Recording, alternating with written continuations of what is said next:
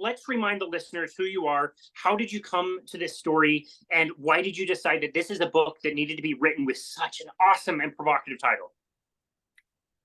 Well, it was back in 2019, which seems an awful long time ago now. It was a full 5 years, I guess we're getting towards, nearly 5 years.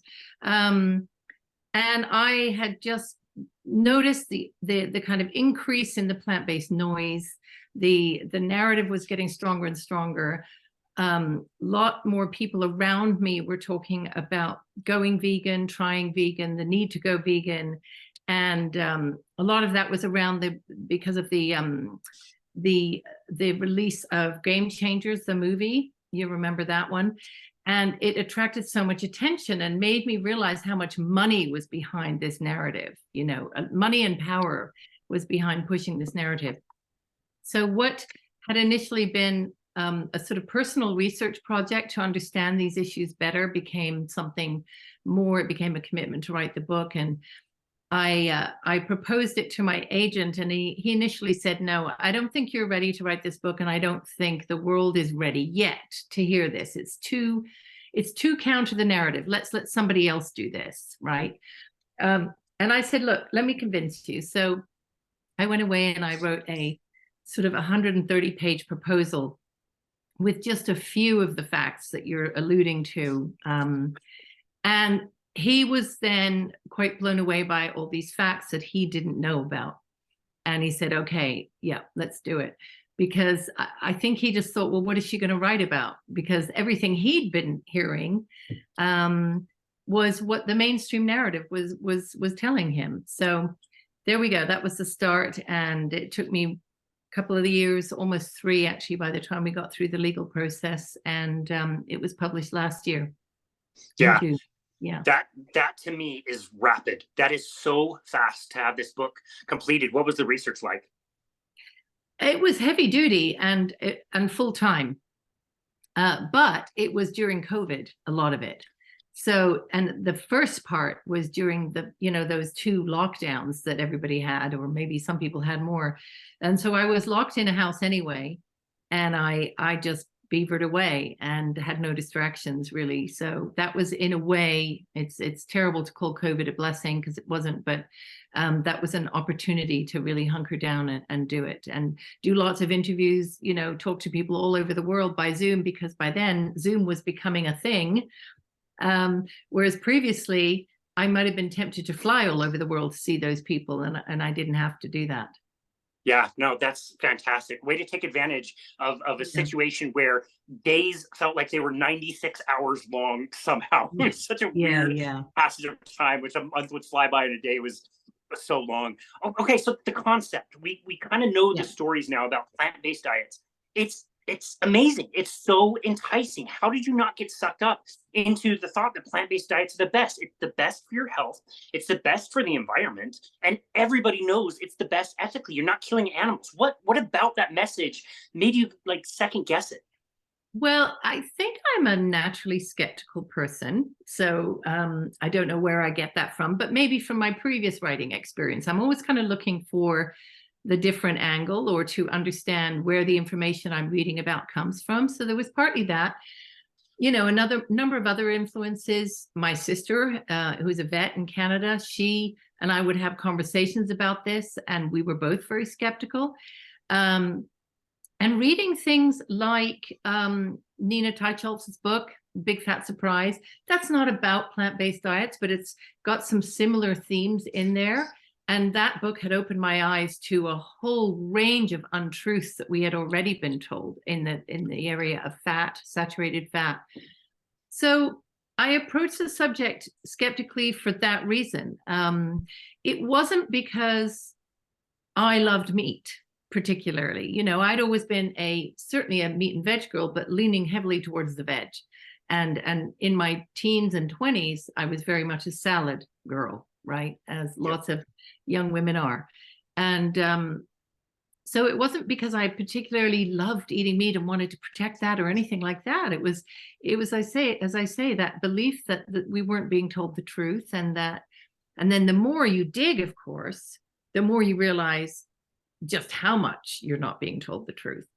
All you have to do is do a bit of fundamental nutritional research to look at what animal source foods and plants contain and how they interact or not together, the whole bioavailability issue with nutrients from plants. You just need to do a couple of weeks of reading on that, or even, less than that, to know that you're onto something. Yeah, interesting. The input from your sister must have been interesting as well, because a pet doctor, first question if you have a sick pet is, what are they eating? And the last question a human doctor would ever ask anybody is, what are you eating? So it's very interesting. Did she kind of have that knowledge that maybe food was playing a part in our health woes? She did.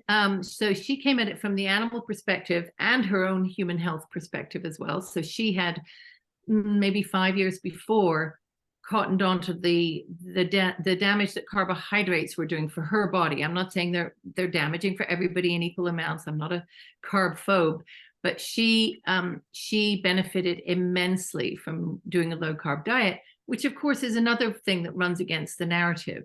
Most people think, oh, you absolutely need carbs. You can't live without them. So she turned me onto books like Jason Fung's book, The Obesity Code. She was also the one that sent me Leara Keith's book, The Vegetarian Myth. So yeah, I can't discount the value of having that person in my family with who could stimulate my ideas and with whom I could debate everything.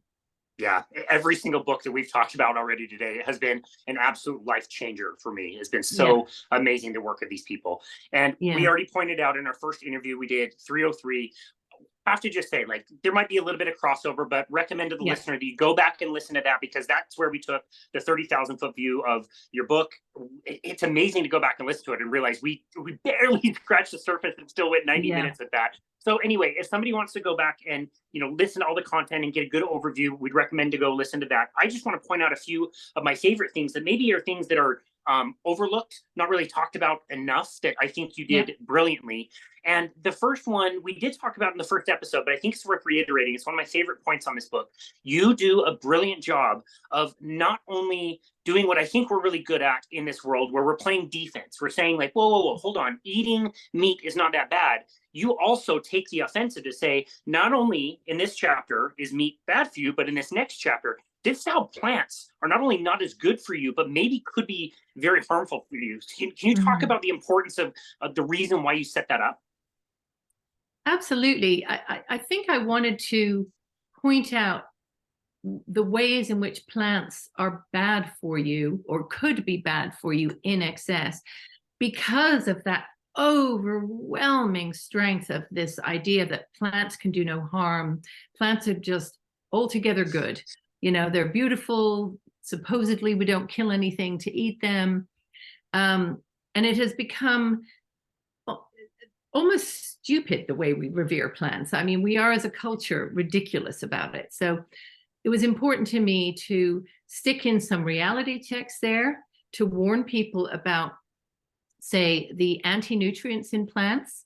And for people who don't know what that is, there are various anti-nutrients such as oxalates and phytates and lectins, and they interfere with the absorption of the nutrients from the plants, but also from the other foods that you're eating in addition to the plants. So they stop you absorbing, the zinc and the vitamin C quite so much, and the iron.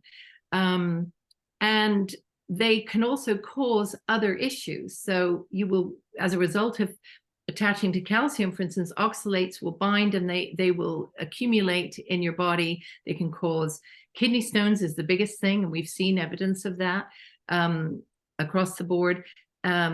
And also arthritic joints, gastrointestinal distress.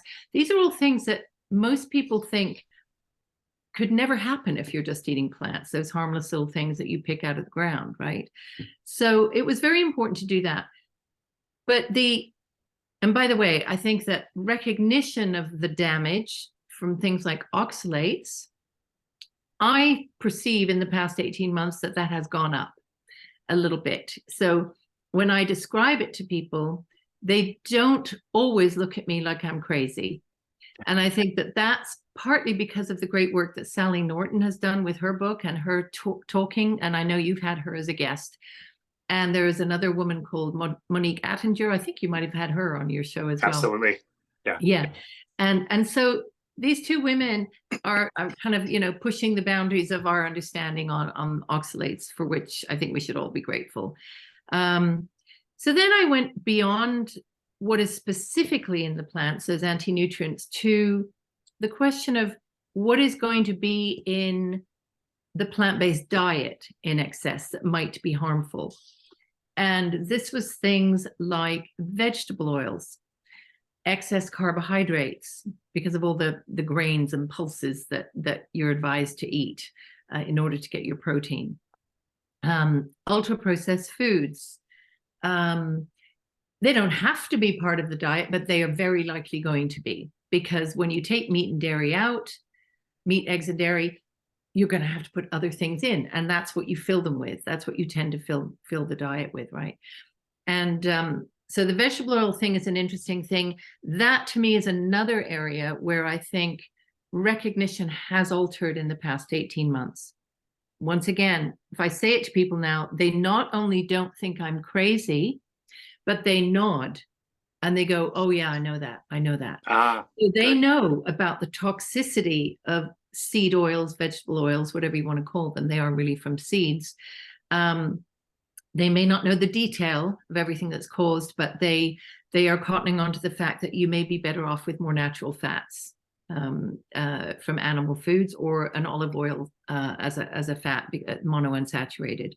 So those are just a few of the things I discussed. I got into trouble actually in the initial weeks after the book came out because of my focus on ultra-processed foods.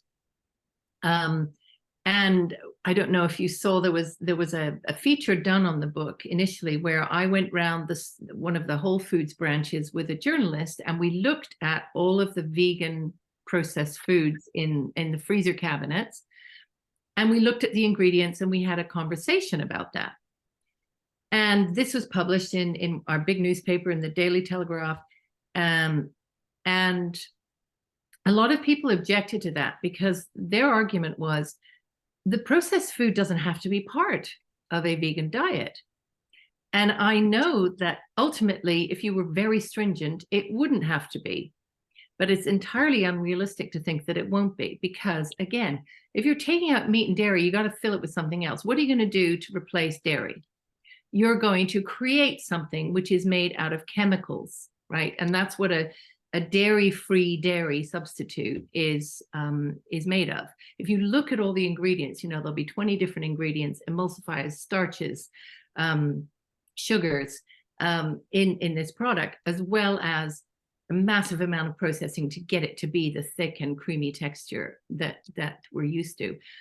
That's just one example, but there are dozens whereby the very act of replacing an animal sourced food with its plant-based substitute will involve processing. So whether you like it or not, the vegan diet is going to contain more ultra-processed food. I firmly believe that.